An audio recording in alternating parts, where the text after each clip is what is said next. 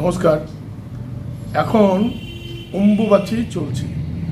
গতকাল দুপুর 12:16 থেকে অম্বুবাচী শুরু হয়েছে, অর্থাৎ ধরিত্রী মা পৃথিবী তিনি ঋতুমতী হয়েছে। তো এখন এই জ্যোতিষশাস্ত্র অনুসারে তো এই অম্বুবাচী চলাকালীন কোন রাশির ভাগ্যে কি পরিবর্তন হতে চলেছে সেইটা আমরা দেখব।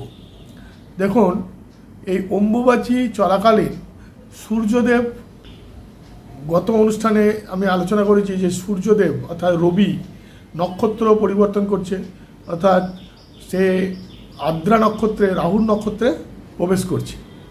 এখন এই অম্বুবাচী চলাকালীন কোন কোন রাশির ভাগ্যে বিরাট পরিবর্তন, আর্থিক সফলতা আসবে, সেইটা আমরা দেখব।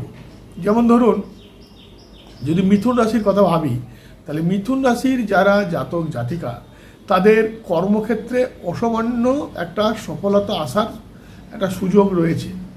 নতুন বাড়ি গাড়ি কেনার যোগ তৈরি হবে এবং জীবনসঙ্গীর সাথে একটা দারুণ সময় কাটানোর সুযোগ এই সময় তারা পাবে।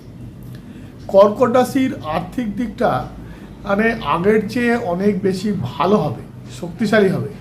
দাম্পত্য জীবনে সুখ শান্তি থাকবে এবং পরিবারের সাথে ভালো সময় কাটানোর একটা সুযোগ পাবে। সিংহ রাশির যারা জাতক জাতিকা তাদের একটা বিরাট বড় আশীর্বাদের এটা সময়। এই সময় দীর্ঘদিন ধরে যে কঠোর পরিশ্রম করেছে তার ফল এখন পাবে। আর একটা জিনিস হচ্ছে যে সব কাজের ক্ষেত্রেই একটা অগ্রগতি এই সময় তাদের হওয়ার একটা সুযোগ রয়েছে। এরপরে যাব কন্যা রাশি। কন্যা রাশির যারা জাতক জাতিকা তাদের এই সময়টা নতুন কোনো কাজ বা কর্মজীবনের শুরু করার এটা একটা বিশেষ সময়, খুব ভালো সময়। এবং শিক্ষাক্ষেত্রের সাথে যুক্ত যারা আছে, অর্থাৎ যারা ছাত্র, তাদের এখন খুব ভালো সুযোগ সুবিধা পাবে। আর শত্রুদের পরাজিত, অর্থাৎ যারা শত্রুতা করছে কন্যা রাশি জাতক জাতিকাদের, তারা কিন্তু এই সময় পরাজিত হবে, অর্থাৎ কন্যা রাশি জাতক জাতিকা এখন কিন্তু জয়ী হবে। আচ্ছা, এছাড়াও কিছু কিছু রাশি আছে যাদের কিছু মিশ্র ফল ফুলবে।